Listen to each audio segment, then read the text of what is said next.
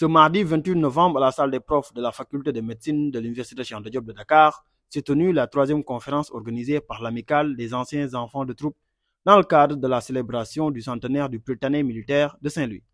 Ainsi, les panélistes ont débattu sur la thématique suivante: l'intégration africaine, bilan et perspectives 60 ans après. Dans cette dynamique, le Dr Cheikh Tidiane Gadio, ancien enfant de troupe, un des panélistes du jour, estime que l'on peut faire mieux et plus. J'ai dit en fait que les choses ont été faites, mais on pouvait faire mieux et faire plus.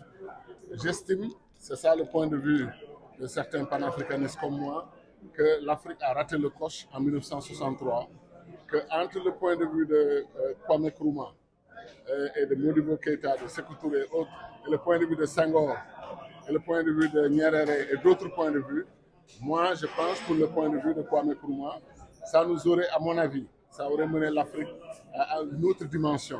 Parce que la vérité, ce que Cheikh Anta essaie de démontrer, que Nkrumah essaie de démontrer, c'est que pour que l'intégration que nous cherchons, l'intégration économique africaine réussisse, il faut que ce soit commandé par une volonté politique.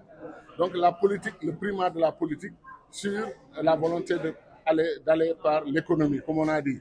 Les gens ont voulu faire du gradualisme étape par étape en disant que si on travaille ensemble, si on renforce nos économies ensemble, un jour nous serons unis politiquement. En vérité, Nkrumah pensait le contraire.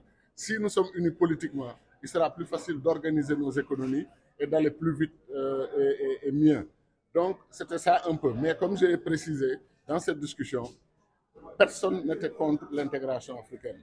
On a eu les très beaux exemples de l'UEMOA qui nous ont été très très bien expliqués avec les réussites que des experts africains qui travaillent pour l'Afrique ont réussi à mener, à faire, et qui fait que cette commission est notée et respectée à travers le monde.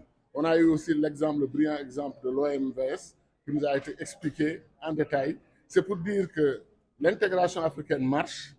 Des gens comme moi parlent d'une tortue qui a des freins, mais c'est une façon de parler. Comme dans cette conversation, on a fait beaucoup de blagues parce que nous sommes dans la fratrie. J'ai demandé aux candidats à l'élection présidentielle d'être solidaires, qu'on aille ensemble après le deuxième tour, mais c'est une façon de parler. Ce n'est pas à moi de décider ici ce que les gens doivent faire, c'est des candidats, chacun se débrouille. Donc, pour que ce soit clair, que ce n'est pas ça l'ordre du jour. On n'était pas venu ici en campagne.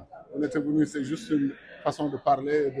Voilà. Et ensuite, notre frère, le ministre Seydou Sissal, a reçu l'hommage de tout le monde pour ses qualités et pour son travail pour son pays, le Sénégal, et son expertise grandement appréciée.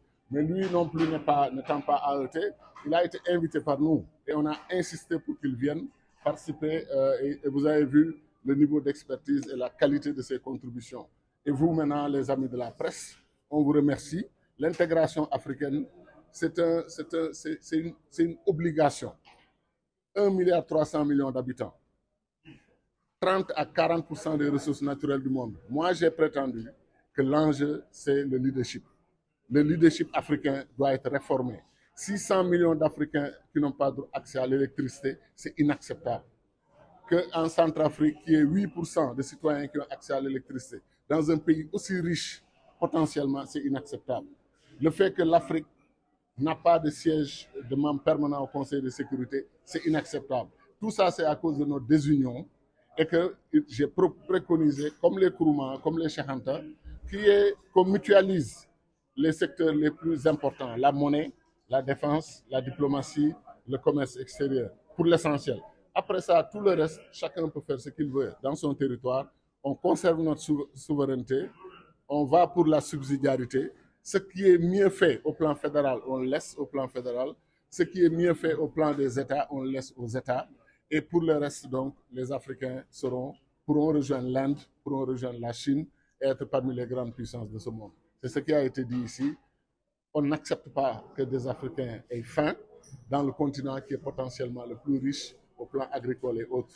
Donc l'Afrique a d'immenses potentialités qu'il faut développer. Et nous avons la ressource numéro 1 de l'Afrique, qui n'est pas l'or, qui n'est pas le pétrole, qui n'est pas le gaz, qui est sa jeunesse. 1 milliard de jeunes Africains prêts à montrer leur talent, à amener leur énergie. On peut faire de ce continent une puissance mondiale. C'était ça l'objet. Et félicitations aux anciens enfants de troupe qui ont fourni beaucoup de cadres au Sénégal et à l'Afrique et qui sont un exemple d'intégration africaine et de panafricanisme.